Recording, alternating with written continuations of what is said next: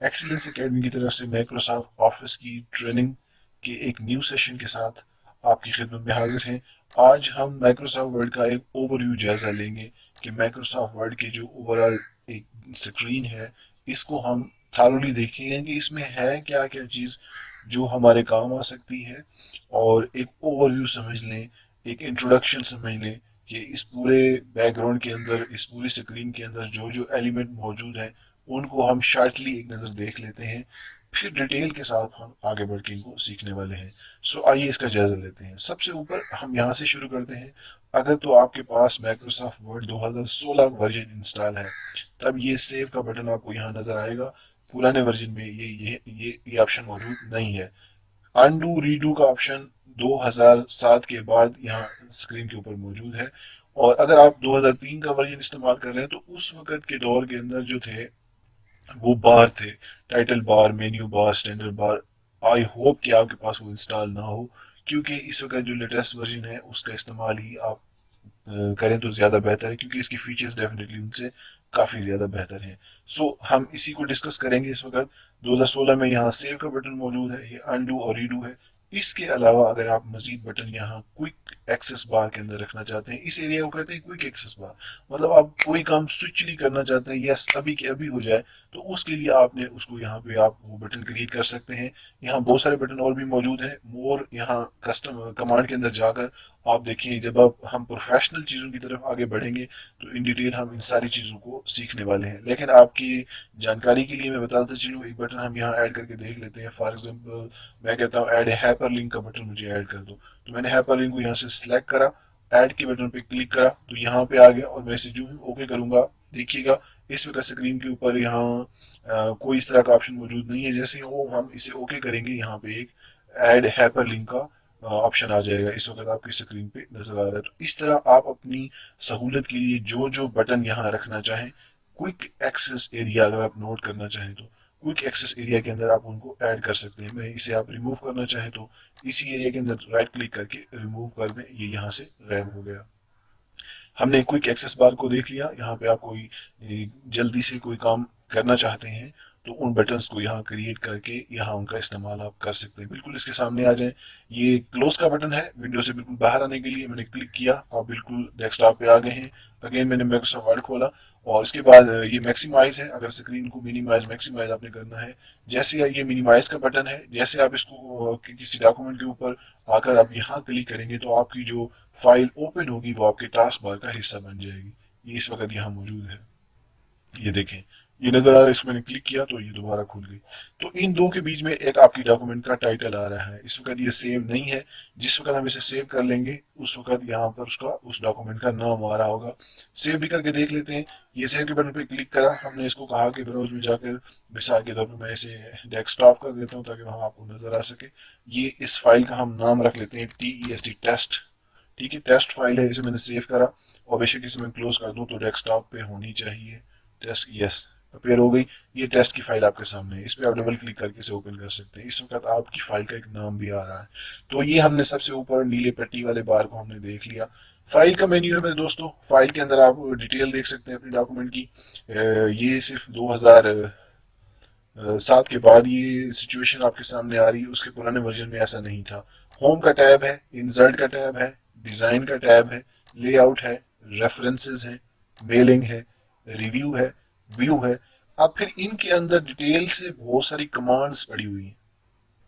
ठीक है, अगर इस एरिया को आप देखना चाहें तो इसे जो एक्सपर्ट है वो इसको कहते हैं क्लिप बोर्ड ट्रे। मतलब क्लिप बोर्ड का एक ट्रे है, उसके अंदर बहुत सारी कमांड मौजूद है। ऐसे फोन ट्रे है, ऐसे पैराग्राफ का एक ट्रे है, उसमें कमांड का एक सेंटर है, हब है, मतलब कलेक्शन ऑफ कमांड उसके अंदर पड़ी हुई है। स्टाइल का ट्रे है। तो इस तरह हर मेन्यू के अंदर मुख्तलिफ टैब बने हुए हैं, मुख्तलिफ ट्रे बने हुए हैं, जिनके अंदर डिफरेंट कमांड्स का इस्तेमाल मौजूद है, जो हम डिटेल से यहाँ सीखने वाले हैं। लेकिन फिलहाल चूंकि ओवरव्यू चल रहा है तो हमने इन तमाम चीज़ों को देख लिया। अब इससे थोड़ा सा नीचे उतरते हैं। आप देखिए यहाँ पर आपको एक लाइंस नजर आ रही है। बेसिकली इसे हम कहते हैं, ये रूलर बार है, जैसे आप फुट्टे का इस्तेमाल करते हैं पेज के ऊपर। और अगर आप यहाँ पे देखें तो ये एरिया थोड़ा सा डार्क है, ये लाइट है बिल्कुल हमारी स्क्रीन की तरह। तो ये जो एरियाज हैं बेसिकली आपकी डॉक्यूमेंट, ये कर्सर है। ठीक है, ये आपका कर्सर कहलाता है। तो ये कर्सर जो है ये बता रहा है कि आपकी डॉक्यूमेंट का स्टार्टिंग पॉइंट ये है और जो एंड पॉइंट है वो ये बिल्कुल वाइट एरिया के नीचे यहाँ तक है। ठीक है, तो यहाँ पे आपका टेक्स्ट आता है। टेक्स्ट के लिए आपको एक नई चीज मैं यहाँ बताता चलूँ। आप टेक्स्ट जब आप खुद क्रिएट करेंगे तो आप करेंगे माइक्रोसॉफ्ट वर्ड के अंदर एक डिफॉल्ट कमांड होती है जिससे आप डमी टेक्स्ट क्रिएट कर सकते हैं, जो सीखने के लिए या सिखाने के लिए बहुत काम आता है। उसकी कमांड है इज इक्वल टू, यहाँ पे लिखे RAND और पैरेंथेसिस ओपन क्लोज करके जैसे ही आप इंटर करेंगे तो डमी टेक्स्ट आ जाएगा।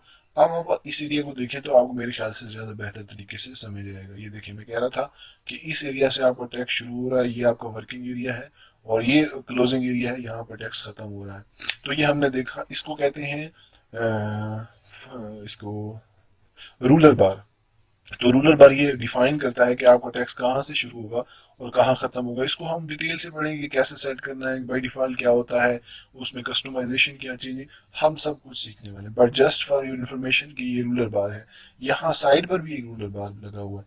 यहाँ से इसका मतलब है, ये देखिए बिल्कुल उसी की तरह की स्क्रीन है, जहाँ से वाइट एरिया शुरू हो रहा है आप यहाँ बेशक पैमाश करके देख लें तो ये देखिए मैं क्लिक करता हूँ तो एक लाइन आ जाती है, तो बिल्कुल इसके सामने से आपका टेक्स्ट शुरू हो रहा है। ऐसे ही एंड पर भी एक होता है, रूलर बार के एंड पर यहाँ इसकी बाउंड्री लाइन, यहाँ इससे नीचे जो है वो टेक्स्ट इस लाइन के नीचे नहीं होगा।